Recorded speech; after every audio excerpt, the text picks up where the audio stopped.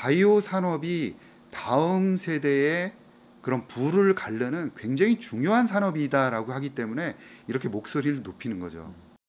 안녕하세요. 예, 오늘 모신 분은 오랜만에 뵙죠. 예, 바로 알바킹 유튜브 알바킹 채널 운영하시는 바이오 투자 국내 최고 전문가십니다. 이혜진 대표님 모셨습니다. 반갑습니다. 네, 안녕하세요. 네. 그래서 참 축하할 일이 하나 생겼는데 요즘 이제 최근에 이렇게 바이오 머니가 온다라는 이 책을 발간하셨어요. 그래서 위에 보시면은 책 표지가 나오는데 바이오 투자의 어떤 정석 이런 것들을 그리고 뭐 사례, 투자 방법 이런 것들 잘 정리를 해주셨는데 최근에 제가 설명을 드리고자 하는 게 한 세 가지가 있어요. 뭐냐면 바이오가 최근에 한 19년, 20년에서 반짝하다가 코로나가 이제 다시 창궐하긴 하는데 이제 죽으면서 바이오도 같이 이제 그냥 사그러들고 주가도 굉장히 재미없잖아요. 엄청 많이 빠졌죠. 예. 네, 그래서 그냥 끝났나 보다 이렇게 예. 이제 생각을 하는데 그게 이제 아니다라는 이제 얘기를 하는 거고요. 두 번째는 기술의 원리를 잘 이해를 해야 된다. 왜 그러냐면 바이오 투자는 굉장히 장기간으로 할 수밖에 없습니다. 이게 약을 처음에 만들기 시작해서 거의 10년 이상 걸리기 때문에 네. 장기 투자할 수밖에 없는 구조다 하는 거고, 그래서 기술의 원리를 잘 알아야 된다는 거고요. 세 번째는 그러면 어떤 기술에 투자를 해야 되느냐, 이 세 가지를 얘기를 하는 부분이 이제 바이오 머니가 온다의 가장 이제 뒤쪽에 설명이 돼 있는 부분입니다. 미국 바이오 주식 중심으로 이제 말씀을 드려야 되는데 우리나라는 아직까지 이제 세계 시장에서 차지하는 비중이 1.3%에서 5% 사이밖에 되지 않기 때문에 전적으로 이제 장기 흐름을 보려고 그러면 미국을 봐야 돼요. 미국이 이제 한 40-50%를 차지하고 있기 때문에 글로벌 바이오 산업의 한 반 정도는 미국이네요. 네. 그래서 미국을 봐야지 바이오가 보인다. 그게 이제 팩트다. 라는 거고요. 그래서 보면은 1분기, 2분기에 빠진 게 그렇게 많이 빠지질 않았습니다. 한 3%씩 빠졌어요. 전 세계 시장을 보면. 그래서 수치는 거의 전 세계에 있는 700개 기업을 대상으로 조사를 한 거기 때문에 거의 대표성이 크다 이렇게 봐야 되는데, 저것만 보면 1분기 3%, 2분기 3%대 빠져서 그냥 그러려니 하는 거죠. 보통 주식이라 그러면 한 6% 정도는 빠질 수 있잖아요.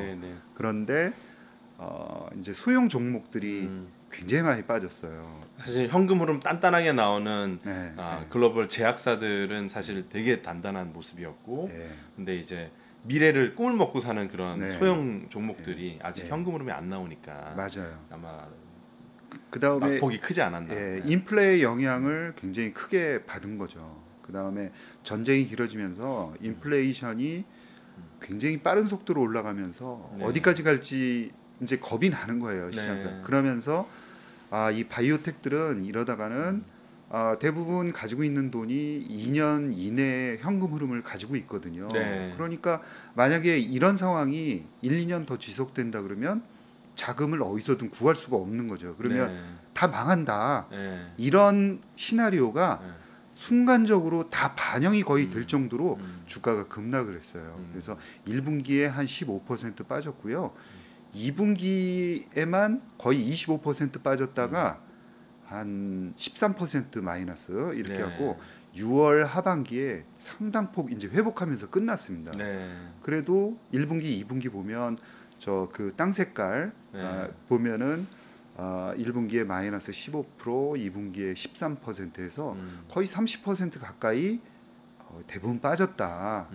작년에도 빠졌는데 올해만 또 빠졌으니까 반 이상, 반 토막 이하로도 떨어진 거죠. 종목들이 많은 거죠.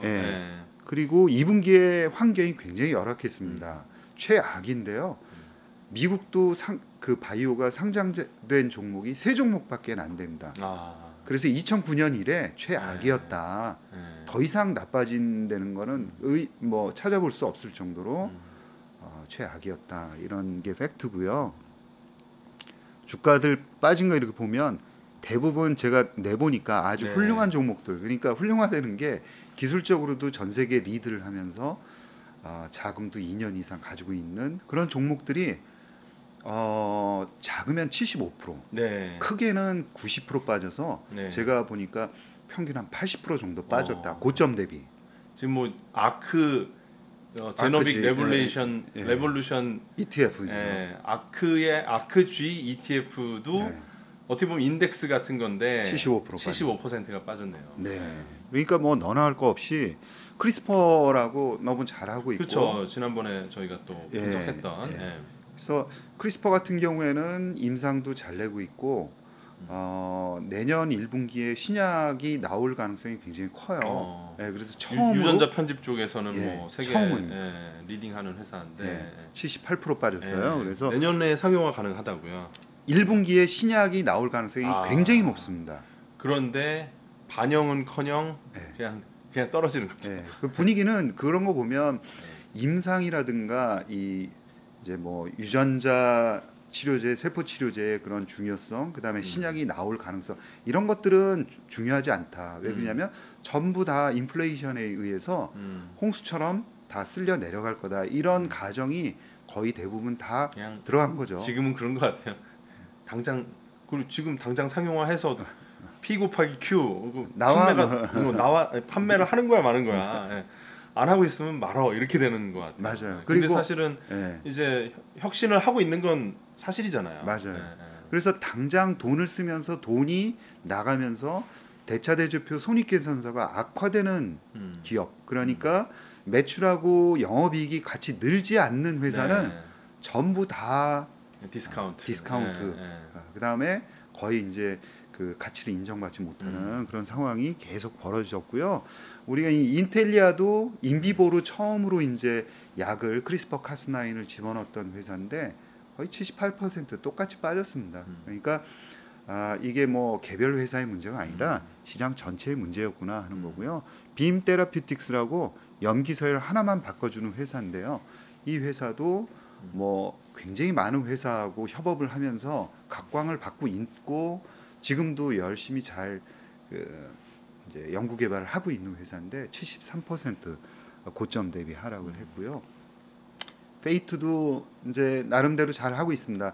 그 내성 문제가 좀 있고 그 내성 문제는 계속 이제 극복해야 되는 그런 그 임상의 과제인데 그렇다 하더라도 85% 빠진 거는 진짜 과하다 이렇게 이제 보여지고요.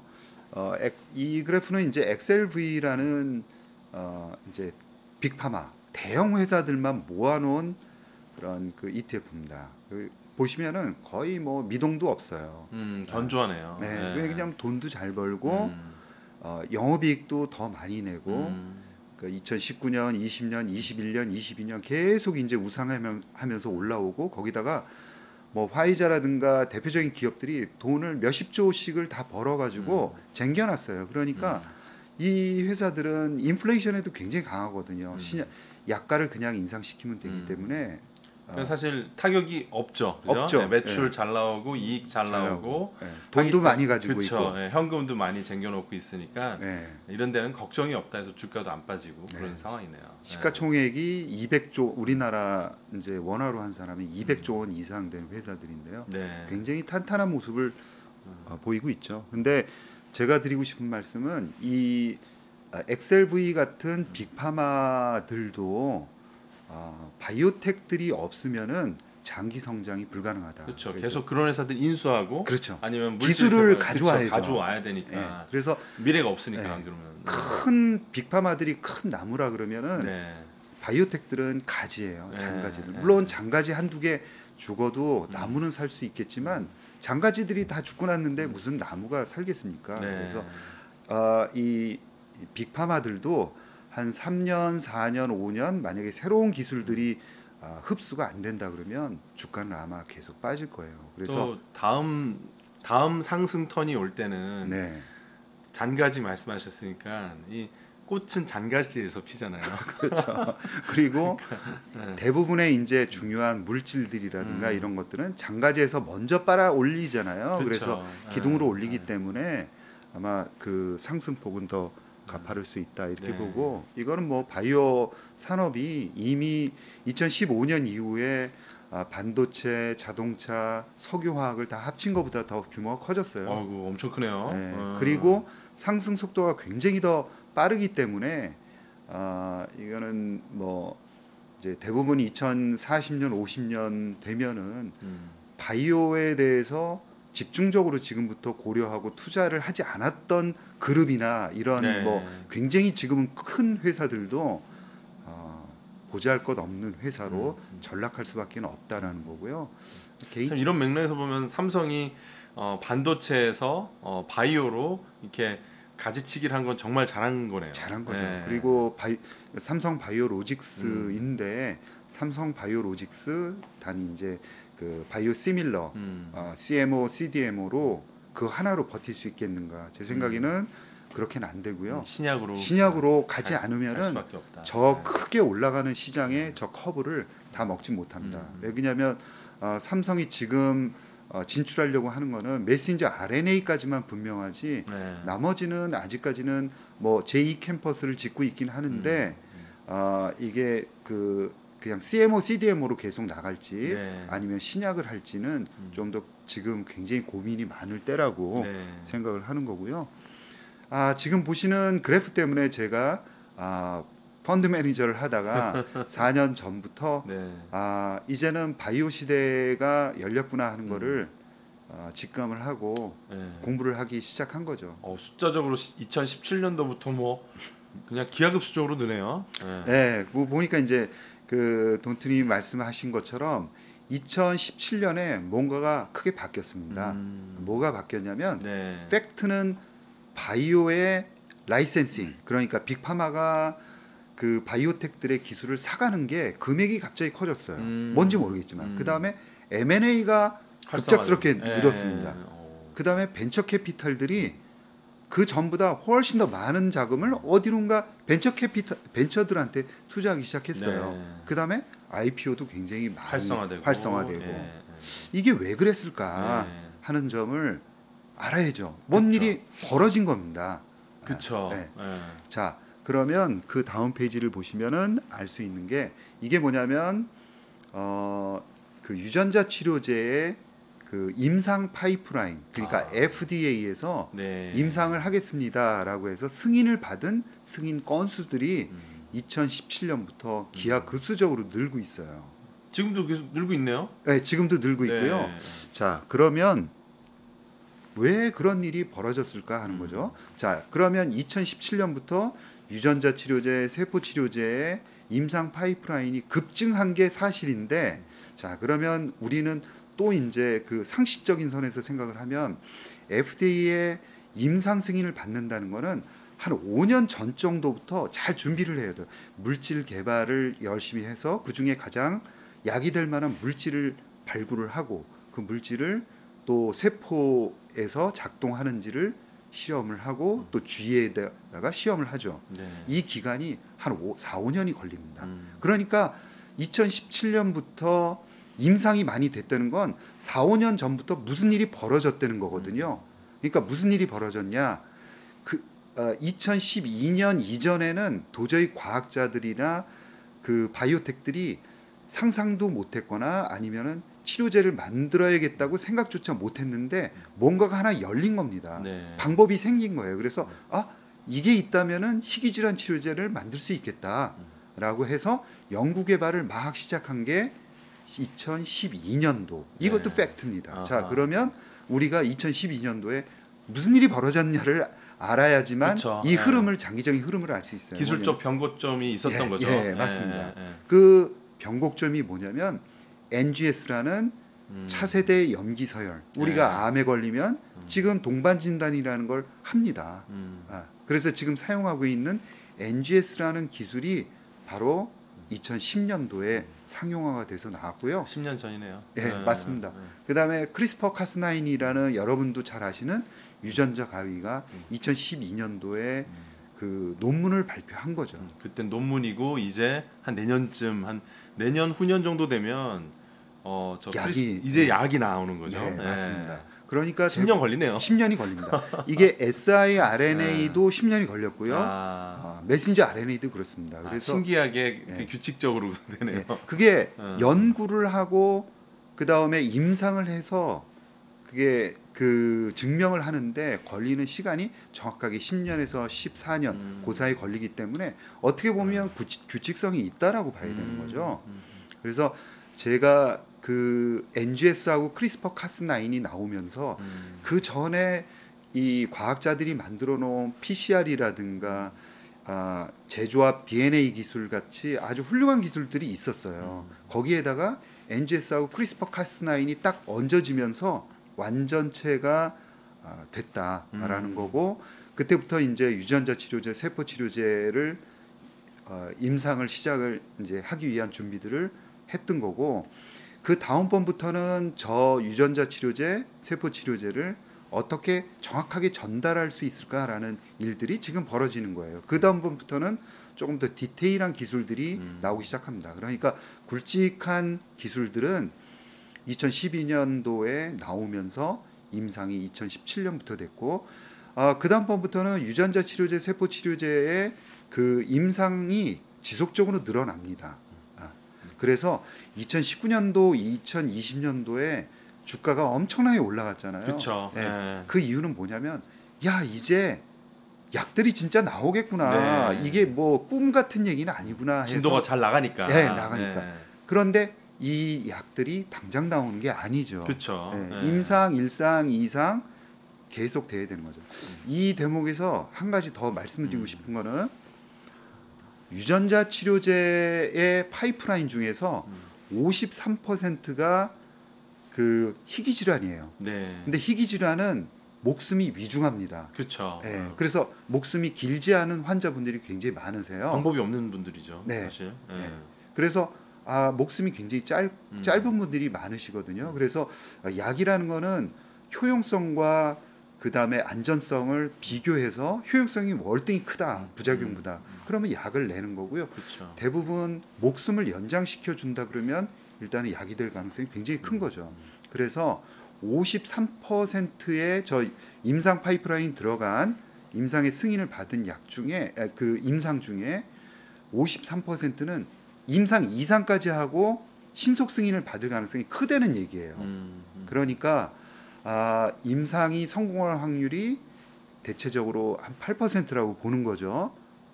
그리고 사실 입맛에 맞는 임상 환자를 어떻게 보면은 리크루팅 네. 하는데도 좀 유리한 측면이 있지 않을까요? 그러니까 그게 기존에 약이 딱 있는데 경쟁적인 거 새로운 걸 만든다고 하면은 겁나서 잘 안 하는 경우가 있을 텐데 네. 그냥 기존에 아무런 그게 없고 희귀병이기 때문에 원래 약이 없었어요. 그러면은 이거라도 한번 희망을 걸어보자. 네. 그리고 환자 수가 제한적이잖아요. 적죠. 네. 네. 적어서 모수 자체가. 네.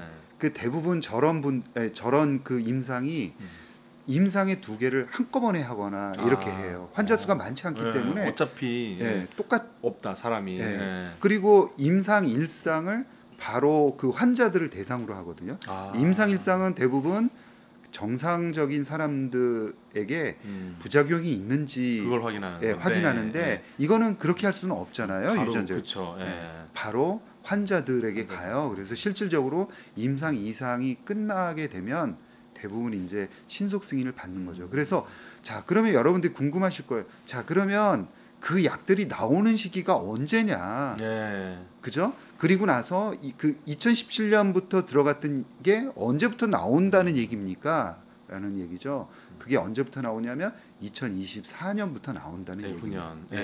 그리고 임상 파이프라인이 그 후부터 계속 우상향을 했기 때문에 나오는 약들이 한 4, 5년 정도 장기간 계속 늘어난다는 거예요. 그러겠네요. 이게 사실입니다.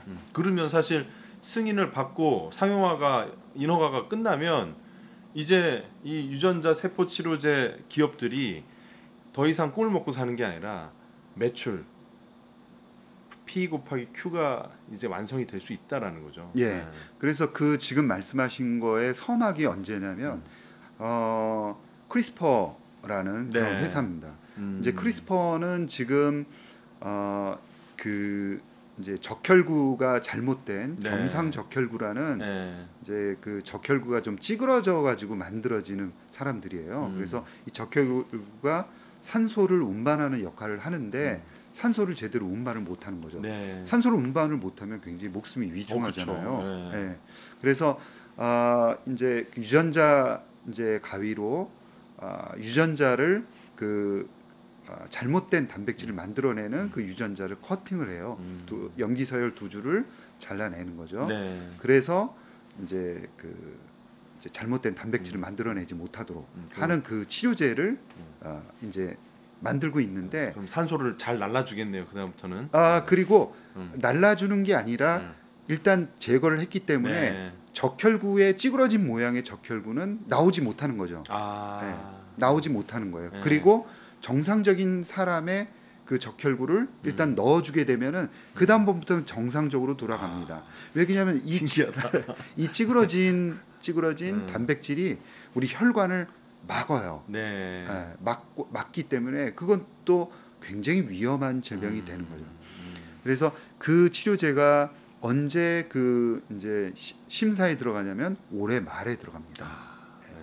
그리고 이 치료제가 조금 더 그 이제 승인을 받을 가능성이 높다라고 제가 생각을 하는 게 단독적으로 그 만들고 있지는 않아요. 누구랑 만드냐? 버텍스라는 회사하고 만듭니다. 예. 버텍스라는 회사는 굉장히 크고 깐깐합니다. 그리고 될 것 같으니까 이 지분을 원래 지금 50대 50으로 가져갔었거든요. 버텍스가 더 사갔어요. 버텍스가 사갔습니다. 10%의 지분을 더 사가서 이제 버텍스가 60%의 지분을 약에 대한 지분을 가지고 있습니다. 이 약 인허가 나면은 버텍스랑 크리스퍼 테라피틱스가 동반 상승하겠네요. 맞습니다. 네. 그리고 오히려 아까 크리스퍼의 주가는 굉장히 많이 떨어졌는데 버텍스의 주가는 굉장히 단단하게 버텼어요. 네. 그 이유가 뭐냐면 크리스퍼 cas9 임상이 굉장히 잘 되고 있다라는 거예요. 근데 쟤는 돈도 잘 벌거든요. 그래서 한쪽은 오히려 둘이 다 같이 하고 있는데 평가는 얘는 잘 받고 얘는 돈을 못 벌고 쓰기만 하기 때문에 주가가 아까 보여 호재가 아예 반영이 안 돼요.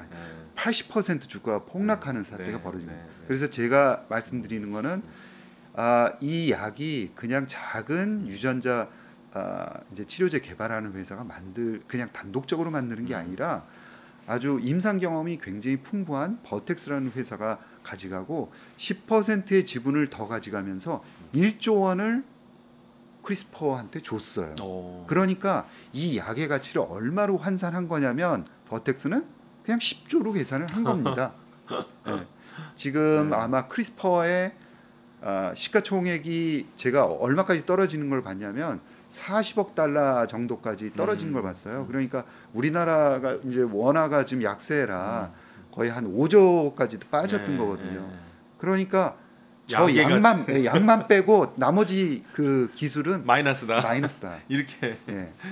그래서 지금 아마 한 6조, 7조 이렇게 다시 올라오고 있는 걸로 제가 이제 알고 있는데요. 이제는 서막은 크리스퍼가 열 가능성이 대단히 높고 아마 인텔리아라든가 이렇게 기존에 이제 임상을 잘 냈던 회사들이 계속 그 가치를 인정받으면서 올라오면서 2024년부터는 RNA 치료제 쪽에서 올라오는 거, 그 다음에 크리스퍼 쪽에서 올라오는 거, 다양한 세포 치료제들이 올라오면서 아마 아주 장기간에 성장을 할 것이다라는 게 기본적으로 제가 이제 그 책을 쓰게 된 기본적인 그런 화두다. 사실 뭐 한 5년 전 그쯤에는 또 이런 면역 항암제, 뭐 PD-1, 뭐 이런 PD-L1 이런 그 약물들이 많이 팔리면서 그게 이게 약 하나가 뭐 몇십조 매출을 만드는구나 그래서 깜짝 놀라고 그러면서 하나의 붐이 있었죠. 근데 이제 다음번 붐은 이런 식으로 올 수 있겠다라는 거를 지금 전망을 해주시는 거네요. 또 한 가지는 더 밝은 게 그 AI가 이제 작년부터 이제 그 상장되어서 올라오는 업체들이 굉장히 많아졌어요. 신약 개발에도 쓰이고. 네, 그래서 초기 물질 개발하는 데는 굉장히 많이 도움이 되고 있고 인건비 감소할 수 있고 하니까. 네, 그다음에 물질을 굉장히 빨리 찾고요. 그다음에 이제 과학자들이 물질을 찾기에는 많은 물질들이 찾아졌고 그래서 AI의 도움을 받지 않으면은 시간을 단축시키기 굉장히 어렵거든요. 네. 그래서 AI하고 딥러닝 쪽이 굉장히 이쪽에 도움을 많이 줄 것으로 예상이 됩니다. 최근에 뭐 루닛 그 AI로 네. 의료 영상 판독 예. 하는 회사가 또 상장해서 뭐 많이 올랐죠 주가가. 네. 잘 이제 성장을 하고 있고요. 그래서 2024년부터는 신약을 개발하거나 이런 쪽도 파이프라인이 굉장히 많이 급속도로 올라올 수 있다라는 거예요. 네. 그래서 AI의 도움을 받으면서 기존의 이제 임상 파이프라인 올라오는 속도가 예를 들어서 한 4, 5년이 걸렸다 그러면 이제 뭐 3년 반이라든가 이렇게 짧게 올라오면서 약들이 굉장히 많이 만들어질 가능성이 있다.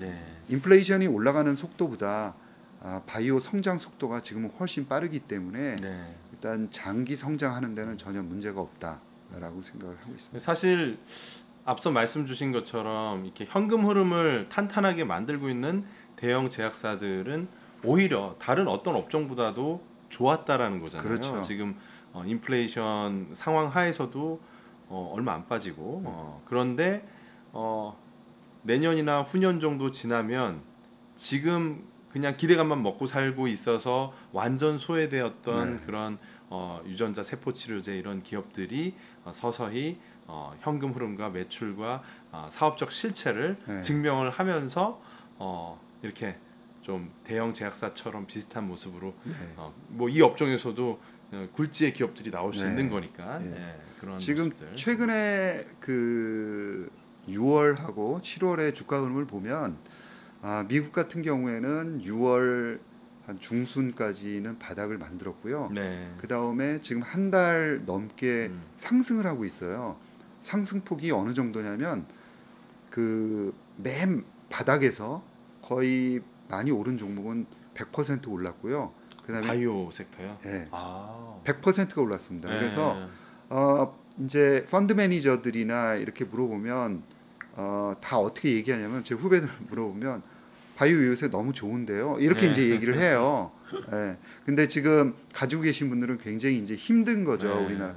그래서 빠진 폭이 미국이 훨씬 더 빨리 많이 빠졌어요. 그래서 그 올라오는 게 미국이 일단은 바닥은 잡았다라고 생각할 정도로 충분히 올라왔거든요. 평균으로 봐도 한 70%는 올라왔어요. 바닥에서. 그래서 제 생각에는 바닥은 쳤다라는 거고 이제부터는 올라오는 속도를 어떻게 이제 그 올릴 거냐 하는 문제인데 그거는 일단은 뭐 전쟁이 빨리 끝나면은 아마 한 20-30%는 그냥 바로 또 올라오지 않을까 이런 거죠. 그래서 거의 한 80% 정도까지 고점 대비해서 빠졌었는데 일단은 한 60% 과거 주가의 60% 수준까지 빨리 올리고 그 다음번부터는 임상을 잘 내는 회사들 중심으로 해서 먼저 치고 나가지 않을까라는 게 제 생각입니다. 아마도 제 생각에는 이 영상을 여기 끝까지 보시는 분들은 진짜 찐 투자자이실 것 같고 그리고 상당수 많은 분들은 이 영상 썸네일 보면서 아예 안 보실 분도 많을 것 같아요. 근데 이 영상이 저는 의미 있게 나중에 성지순례 영상이 될 수 있지도 않을까 이런 생각도 하고 그게 뭐 올해 연말이 될 수도 있고 내년 연초가 될 수도 있는데 근본은 뭐냐면 저의 투자 철학도 항상 뭐 금리를 이길 수 있는 뭐 페드에 맞서지 마라 막 이러는데 그거보다도 한 5년 10년을 보면은 결국은 기술 혁신은 뒤로 가지 않으니까 이 기술 혁신으로 매출을 만들어내고 그 매출이 늘어난다고 하면 그건 거부할 수 없는 거잖아요. 그런 일들이 이제 바이오 산업 말씀하신 그런 유전자 세포 치료제 쪽에서 이제 본격적인 꽃을 피우는 기간이 한 2년 안에 임박해 있다라는 게 아주 중요한 포인트인 것 같아요. 2012년부터 2019년까지 제가 펀드 매니저를 그 이제 저금리 시대에 뭐를 했냐면 무조건 성장 있는 걸 찾으려고 노력을 했거든요. 네. 자, 그러면 여러분들은 지금 제가 보니까 책을 쓰고 나니까 여러분들의 관심사는 다 어디에 가 있냐면 인플레이션을 어떻게 이길 것인가예요. 저는 되게 궁금하거든요. 그거를 알 수 있으면은. 그런데 한 가지는 되게 명확합니다. 저인플레이션이건 고인플레이션이건 인플레이션을 이기는 가장 큰 방법은 성장성이 높은 산업에 투자하는 겁니다. 그거는 되게 명확해요. 그래서 이제 인플레이션이 지금 걱정이 된다. 그러면 어느 곳에 투자를 해야 되느냐? 그거는 바로 가장 성장할 수 있는 산업에 투자해야지만 인플레이션을 이기고 뚫고 올라갈 수 있는 거죠. 인플레이션 우려 압박을 이겨낼 만큼 강력한 성장 동력이 확실하게 있는 그것 중에 하나가 바이오 산업이다 이렇게 생각하시는 거죠. 이제 기본적으로 그 제가 생각하는 거는 기반 기술에 의해서 성장하는 그런 패턴을 보면서 제가 2018년, 19년도에 아주 강하게 얘기를 했어요. 기억에 남을 정도로. 제가 일부러 그렇게 얘기를 했거든요. 나중에 그랬구나라고 얘기를 할 수 있을 정도로 아주 강하게 얘기를 했어요. 근데 그때 아무도 얘기를 듣지 않고 그랬거든요. 거의 대부분 안 들었어요. 근데 지금 바이오라 그러면 듣기도 싫어하거든요. 네, 맞아요. 그게 벌써 4년이 지났더라고요. 지금 제가 아주 강하게 주장을 하고 다닙니다. 왜 그러냐면 거의 지금 한여름에 눈이 내릴 거라고 얘기하는 것처럼 황당하긴 하지만 어떤 논리적인 근거라든가 이런 걸 보고 판단하신다 그러면 굉장히 명확해요. 그리고 이번에 2024년부터 올 때는 이렇게 떨렁 뭐 19년, 20년 하고 죽는 게 아니라 거의 5년 동안 내리 달릴 겁니다. 바이오 산업이 다음 세대의 그런 부를 가르는 굉장히 중요한 산업이다라고 하기 때문에 이렇게 목소리를 높이는 거죠. 알기는 약간 어려워요. 그런데 핵심적으로 공부를 하면 굉장히 단순하면서 명확합니다. 반도체가 어디로 갈지는 사실 굉장히 공부를 많이 하고 고민을 많이 해야 되겠죠. 바이오의 반도체의 소재가 바뀌어버릴 수도 있잖아요. 굉장히 고민이 많은데 바이오는 일단 방향을 결정을 했어요. 그리고 성장성도 굉장히 뚜렷하고 그 근간이 되는 기술도 굉장히 명확하게 있기 때문에 앞으로 아주 장기 성장하면서 신약이 나온다라는 거고, 아까 그 이제 보여드린 임상 파이프라인 곱하기 거의 10%는 무조건 확률상 약이 나옵니다. 네. 그러니까 약이 쏟아질 수밖에 없는 거죠.